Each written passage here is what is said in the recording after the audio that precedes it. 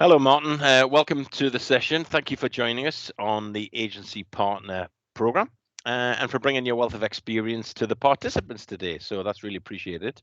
To get us started, I wanted to pause and make a point from my own experience here, which is, in Agency Partner, we're spending a lot of time and looking at the various parts of the business.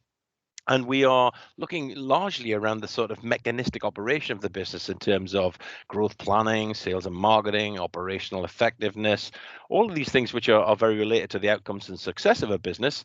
However, today I think we're doing something a bit different, which I think is super important. And that's we're going to be talking about the way in which people think and the way in which people think as leaders, which in my experience I found to be fundamental to the success you have in a business. And today, you've put up the sort of provocative title, which is about mindset is everything. So I'm fascinated to hear a little bit more about that, and to see how you think that can really affect the performance of a business. So why don't we just jump right in, Martin?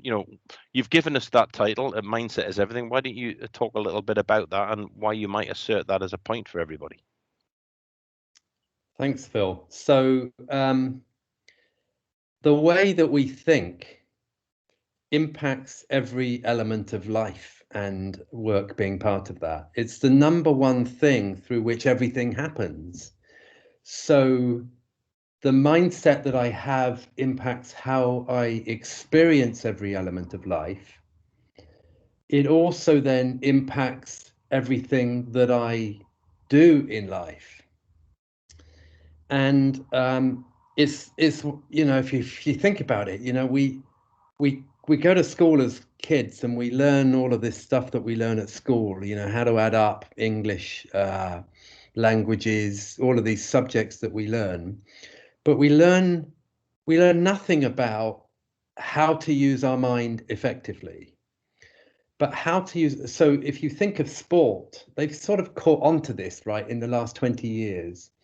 Before about 20 years ago, even in sport, they didn't really optimize the mind. But now everyone has a sports psychologist because they see and they know that their ability to use their mind in any moment is fundamental to elite performance. It's the difference between winning and not.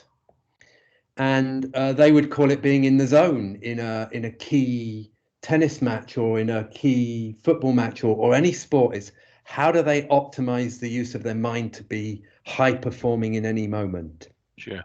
And if we think about that with respect to business, so the success of our business is ultimately down to the two things: the quality of the decisions that we make and the quality of our execution. Yeah. And the quality of the decisions we make and the quality of our execution is founded purely on the quality of the way that we think. Okay, so it's not just about whether or not you're tracking your expenses properly and doing and managing your people properly. It is about the way in which you're approaching your everyday activity and work. That's what you're saying. Yes. And those two examples, right? So it's the quality of, okay, we might be having budgets and we might be having plans for the business, but then our thinking is the foundation stone underneath that, which is if we're, for example, caught up in worry and nervousness about the future, that will impact how we plan and how we budget. It'll impact the strategic decisions we make. If we're caught up in quite judgmental thinking about people, then that will significantly impact how we manage them. Sure. So there's this foundation stone underneath everything that we're doing in running our business that is the quality of the thinking. Okay, that's interesting. So I think I can totally see how Tiger Woods has his psychologist and it helps him play a bigger and better game. I totally get that. How then do you think that leaders, their mindset affects the way in which they're going to run their agency? I mean, I can get it in golf. It's all about playing the better stroke. But how does it work in your mind for when you've worked with agency leaders? How does it affect them? Well, let me just, there's so many different areas to look at there, but let me just give you a few, right? So when we're using our mind well, we are not stressed or overwhelmed. We are resilient and we are calm. Now, when we're resilient and calm, well, we feel better. We think more clearly. We manage people from a different place. Like energetically, if we're stressed and overwhelmed, then we're giving that off to everyone around us. So it impacts our leadership. It impacts the clarity of the decisions we make. That's one whole area. Another area would be, how strong are we and how authentic are we as leaders? So are we caught up in thinking we need to be a certain way? Are we feeling like an imposter? That's quite a common one. If I feel like I'm not worthy or not really very good as a leader, then I come across differently to if I'm really grounded in this right mindset. I come across with power and authenticity, and that impacts how I lead in the business. I guess I'm really interested by what you said there about if I'm stressed or if I'm under duress or whatever. But largely that's not in my gift, is it? I mean, surely, as the world is happening and there's pressures in the business, as a leader of that business, I'm going to be affected by what's happening inside the business, or indeed what my clients are saying, or the pressures they're applying. So, Well, how would you answer that? Well, I think this is the big thing, is that people have spent all their lives looking at the outside world and trying to manage the outside world, manage expenses, manage their business, manage their decisions, manage their people, and so on. And I'm saying there's some fundamental development that's about learning about and mastering the inner world, the world inside us, because when we learn to manage that, whatever's going on in the outside world, we can actually deal with in a totally different way. Okay, so it sounds great in practice, but in principle, but it sounds difficult. I mean, I'm used to managing what's coming at me from outside. Now you're saying I've got to become more calm within myself. How would I do that? How would I start changing my thinking around that? So, I mean, if you first of all, if you think about it, if you think of I don't know, some of the old movies that you might have watched, like Karate Kid, or you've got this, if you look at a lot of Eastern sports, fighting, martial arts, that sort of thing, you actually see this in practice. You see they've got a lot going on in the outside world, but they manage to stay centered and calm and grounded and wise and aware, etc. So this is feasible. This is about learning about the mind inside. And it's, I mean, there's some principles around it that we could look at today. I think it would make sense to, but it's about learning about what's going on in our mind so that we access the full power of it and don't get caught up in the stories that the mind produces. Okay, so you're suggesting then that the mind has more capacity than we're accessing because we fill it up with all sorts of things that aren't important. Yes. Okay. So let me come on and talk about a few elements of how the mind works, and Yeah, that'd be this really will make useful. sense, Yeah, go for right? it. So largely, what we want people to identify is that they have this flow state inside them. Inside them, they have this ability to access a flow state in any moment. And a flow state, in sport, they might call this about being in the zone or being in flow, right? So if I just use the sporting metaphor to start off with, there you are in a cup final and you're taking the penalty, right? And there's thousands of fans cheering, there's billions watching it on TV, there's lots of pressure, it's the last kick of the game. Now, you have the ability to choke in that moment. And choking is when thought comes along and gets in the way, and thought goes, oh my God, this is pressure. Oh my God, it's all on me to take this kick, etc. When we get too much thinking going on, we choke and we underperform. we also have the ability to, in that moment, step up and kick the ball and score an amazing goal in flow state. And flow state is this effortless state where we achieve our high potential. In business, it could be when we're presenting to a client, or where we're pitching to someone, or we are doing, I don't know, we're doing a spreadsheet, or we're doing some of our creative design work in flow. Mm-hmm. And in that state, amazing things are feasible. We achieve our potential in that moment, and we're doing it kind of unconsciously. So take the penalty metaphor. I step up, I do an amazing shot, and then I get interviewed after.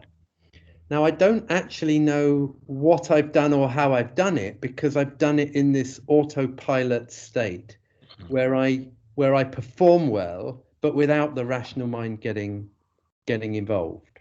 Okay. So I think we all recognize that where things have just gone well for us, everything just seemed to click. You had that sense of well-being. It was like we were on our game. That sort of feel. That's what you're describing, is it? Yes. Okay.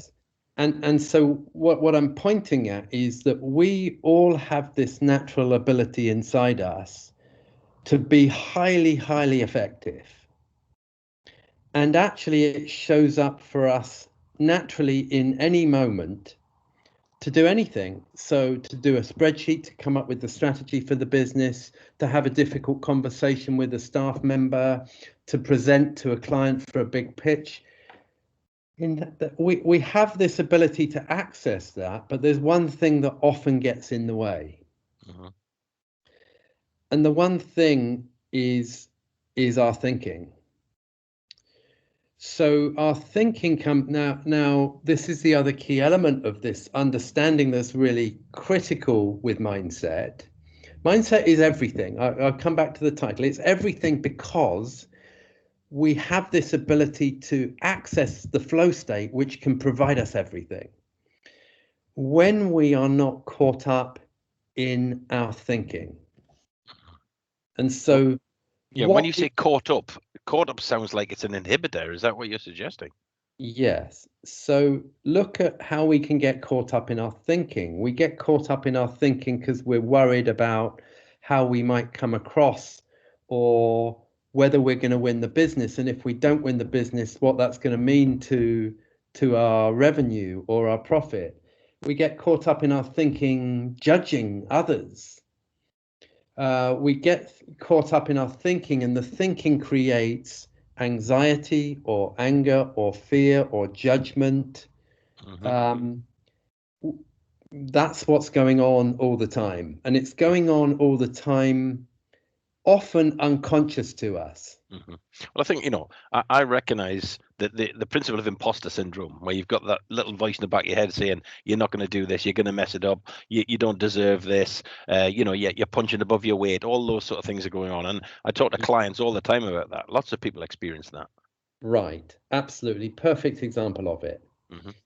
Now, the key with accessing the power of the mind and being in flow more is to learn about and shift our relationship to what thought is doing and what it's creating. Mm-hmm. Because a lot of it, what it's creating, first of all, it's unhelpful. But second is, a lot of the time, what the mind is creating is a story. It's an illusion. It's made up. So let me give you an example of this, Phil. So there I am. I've sent an email to a client asking for them to give us an answer on whether we've won the next piece of work or not. Mm-hmm. And they don't respond for like 2 days. Right. What does my mind do? Well, my mind creates all of these stories. Before I know it, I'm going, oh my God. I'm going, oh, we've lost it. I know we've lost it. They would have responded otherwise.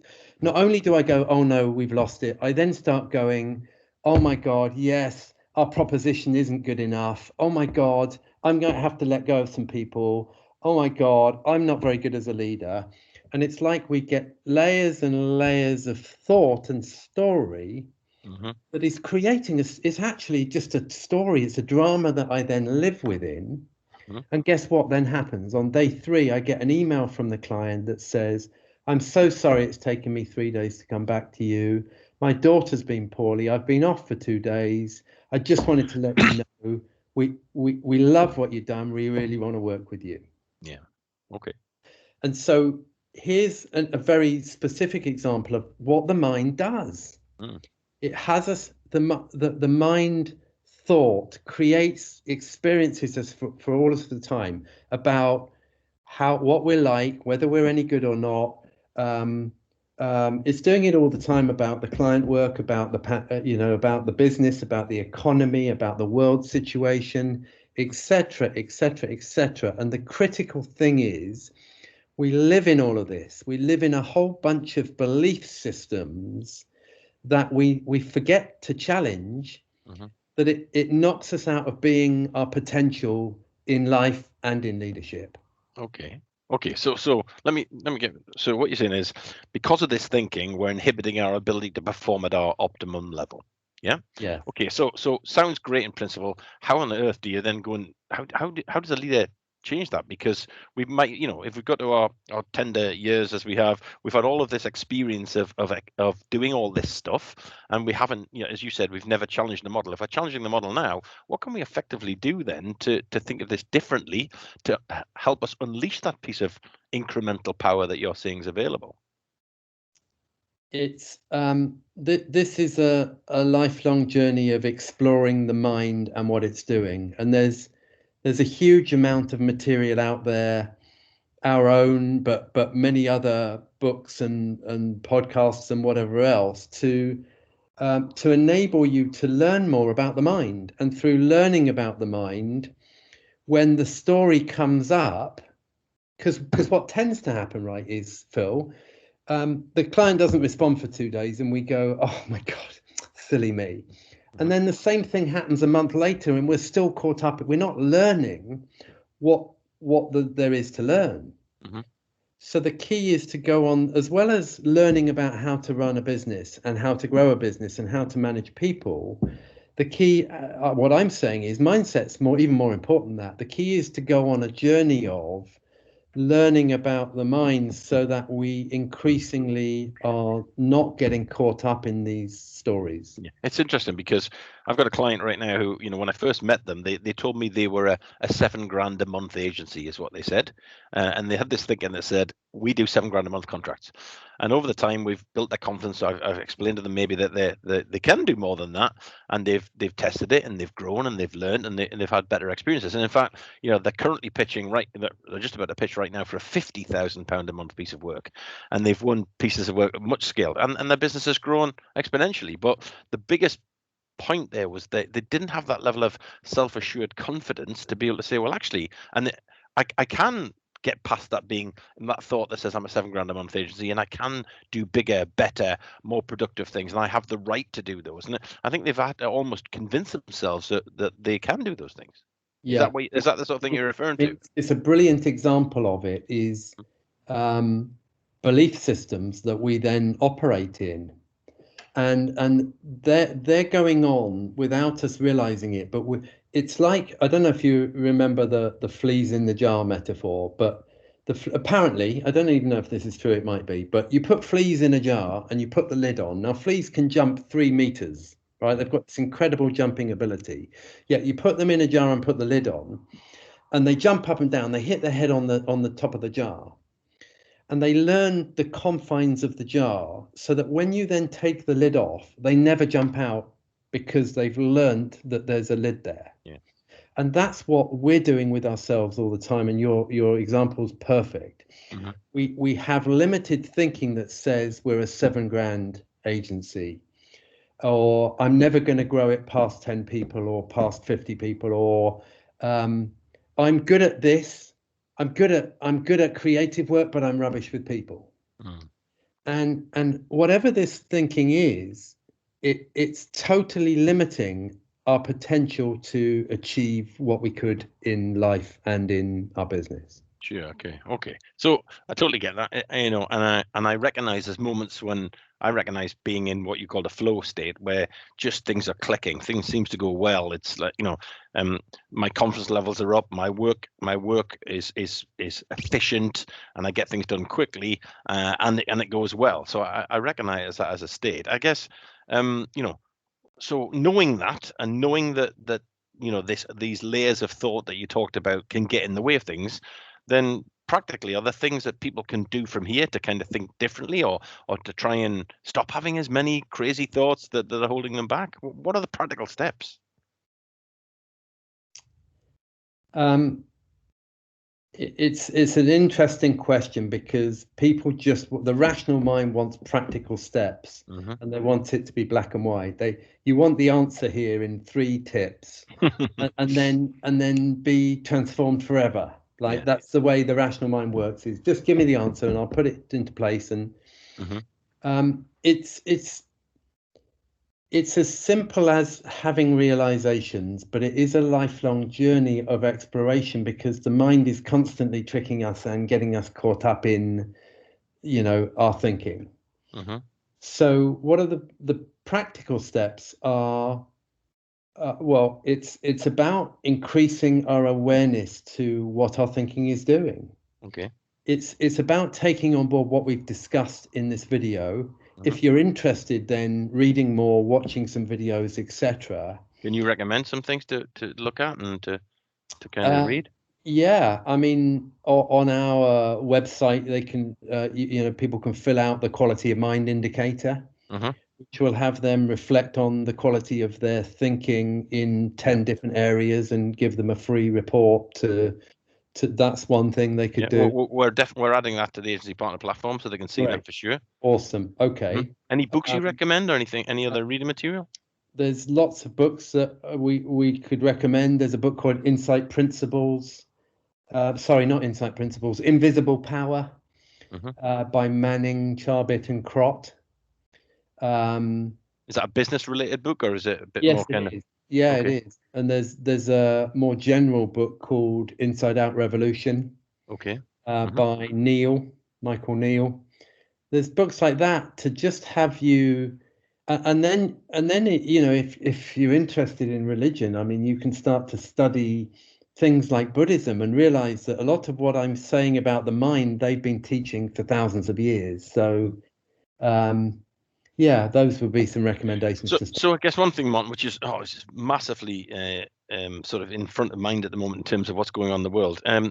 People's sense of well-being and the mental health, etc., is going to be related to the way in which they think. So is there a direct connection, do you think, about this kind of whole being front of mind and your mental health? Massive, and this is a bigger topic, really. So it's a big topic, and it's one to be very respectful of, because people that are having issues with mental health, it's a big thing. But the deeper you go into this understanding, you realize that a significant amount of mental health issues are created by us getting caught up in our thinking. Yeah, I can see that. Stories that we have about ourselves or the world or what's going to happen. Yeah, we're caught up. We're overwhelmed because we're bought into a whole load of thinking that is creating the stress inside us. Yeah. I remember, in my career earlier on, where I wasn't as self-assured maybe, and that lack of self-assurance would lead me to doubt myself, which would lead me to anxiety about, was I going to make it, whatever, would look like a fool in front of this client, whatever, and that then added to my weight, and I was carrying this thing around with me, like, oh my goodness, I've got this thing going on, and that made life harder, made it more difficult. Yes, absolutely. So what we're totally about with this work is helping you have insight to such an extent that you just let go of all that, and then you can operate from this flow state in any situation. Okay.